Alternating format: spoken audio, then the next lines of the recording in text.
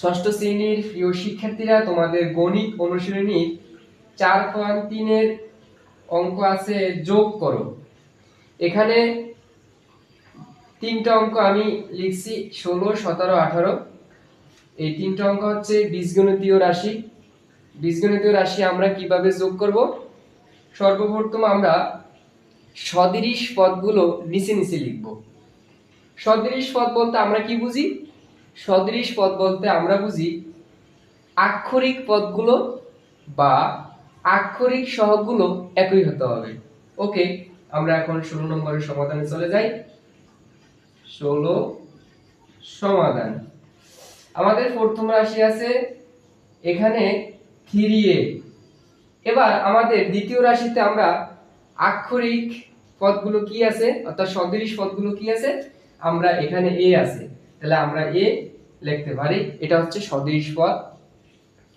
তারপরে যোগ, এখানে আছে আমাদের 4b। এবার এই আমাদের সদৃশ পদ কোনটা? আমাদের সদৃশ পদ হচ্ছে এই যে 3b, আমরা যোগ 3b লিখতে পারি। ওকে, এবার আমরা যোগ করব।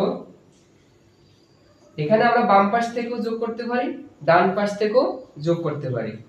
তাহলে আমরা ডান পাশ থেকে কি যোগ করি? 4টা b আর 3টা b, আমাদের 7টা b।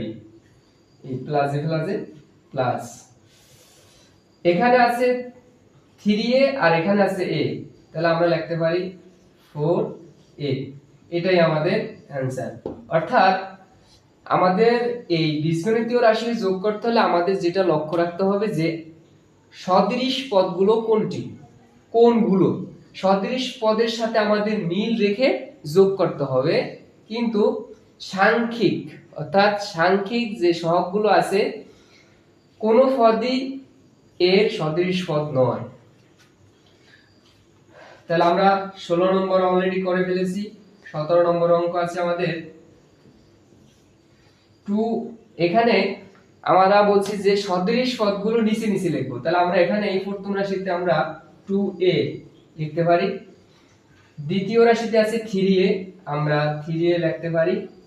তৃতীয় রাশিতে আছে 5a, আমরা 5a লিখতে পারি। ওকে, তারপর আমাদের আছে 3b।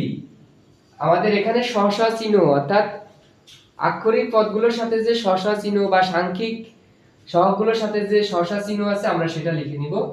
তাহলে 2a, তারপর আছে 3b প্লাস 3b। দ্বিতীয় রাশিতে আছে প্লাস 5b, তারপর তৃতীয় রাশিতে আছে প্লাস 6b। ওকে, এবার আমরা ডান দিক থেকে যোগ করে নেই। এখানে আছে 6টা b, এখানে আছে 5টা b। 6টা b আর 5টা b আমরা জানি 11b। 11 এর সাথে 3 যদি যোগ করি তাহলে আমাদের 14 হয়, তাহলে 14b লিখতে পারি। যোগ, এখানে আছে 5টা, এখানে আছে 3টা, এখানে আছে 2টা, তাহলে 5টা আর 3টা 8টা আর হলো 2টা 10টা, অর্থাৎ 10a। এটাই আমাদের 17 নম্বরের অ্যানসার। আশা করি তোমরা বুঝতে পারছো। তারপর আমাদের 18 নম্বরের অঙ্ক হচ্ছে 18। এখানে আমরা লিখতে পারি 4a।